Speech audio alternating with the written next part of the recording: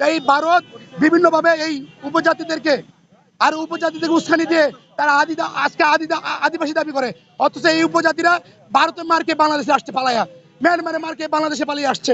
তারা এই যে শ্রীলঙ্কার মার্কে তারা বাংলাদেশে পালিয়ে আসছে, নেপালের মার্কে বাংলাদেশে পালিয়ে আসছে। আজকে তাদেরকে আমরা আশ্রয় দিয়েছি রোহিঙ্গার মতো। আজকে তারা আদিবাসী দাবি করতে চায়। আদিবাসী দাবি করতে হচ্ছে তার বাংলাদেশ থেকে চট্টগ্রামকে আলাদা করে দিতে চায়। ইতিমধ্যে আপনারা শুনেছেন এই চট্টগ্রামের ওই উপজাতিরা তারা বলছে চট্টগ্রাম আমার।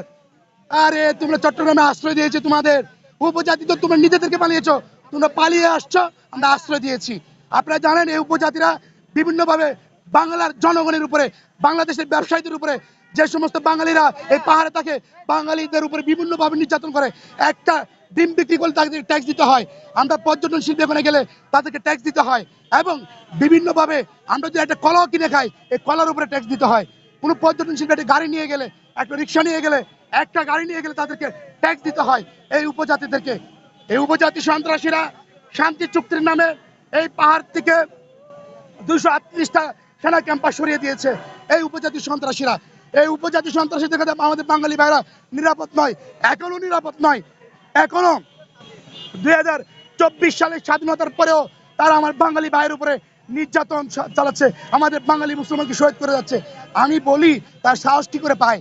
আমি সমস্ত উপদেষ্টা হাসনাত ভাই, সার্জিস ভাই এবং যারা সরাসরি ফিল্ডে ছিল, আমি ইউনূস সাহেবের কথা বলবো না, আমি যারা সরাসরি ফিল্ডে ছিল, রেজনা হাসানা এবং আমাদের আসিফ নজরুল ভাই এবং আসিফ ভাই কুমিল্লার, ওনাদেরকে বলবো আপনারা যেভাবে, আমরা যেভাবে 2024 সালে এভাবে শাহবাগ মোড় চত্বর ঘেরাও করেছি, আমরা ঘেরাও করেছি বঙ্গভবন, এভাবে আমরা এই পাহাড়কে ঘেরাও করতে চাই। এই সন্ত্রাসী বাহিনীকে উৎখাত করতে হবে, আমাদের পাহাড়ের স্বাধীনতা আমাদের নিয়ে আসতে হবে। তাদেরকে আমরা আশ্রয় দিয়েছিলাম। পাহাড়ি উস্কানির বিদেশিদের অবশ্যই হাত আছে, এর মধ্যে এক নম্বর হচ্ছে ভারত, এরপর অন্যান্য দেশেরা আছে, পশ্চিমাদের তো অবশ্যই আছে। এখানে ভারতের প্রধান উস্কানিদাতা এই ভারত সন্ত্রাস। এই ভারত চ্যাম্পিয়ন সন্ত্রাসী রাষ্ট্রের মধ্যে চ্যাম্পিয়ন। এই ভারত বাঙালি মুসলমানদের উপরে প্রতি সেকেন্ডে প্রতি মিনিটেও বাঙালি মুসলমানদের উপর অত্যাচার করে। আমাদের এক মুসলিম বোন গরুর গোশত খাওয়ার অপরাধে তার মুখ টুক চিলিয়ে দিয়েছিল, আপনারা জানেন, ইতিহাস দেখেছেন। এই যে রান্না করছে মুড়ির গোশত, ছাগলের গোশত, তারা গরুর গোশত দেয় তাদেরকে শহীদ করে দিয়েছে।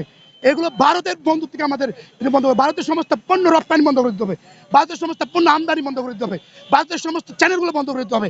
এটা বাঙালি মুসলমানদের কাছে, বাংলার মানুষের কাছে আমাদের দাবি। আজকে যারা সংখ্যালঘু রয়েছে, অনেক হিন্দুরা আছে ভারতের বিপক্ষে কথা বলতেছে। আমি বলি এই হিন্দু সম্প্রদায় যারা রয়েছে, হিন্দু বৌদ্ধ খ্রিস্টান যারা রয়েছে, ভারতের বিপক্ষে দাঁড়ান, আপনারা প্রতিবাদ করুন, তাহলে বলবো আপনারা বাঙালি, অরিজিনাল বাঙালি।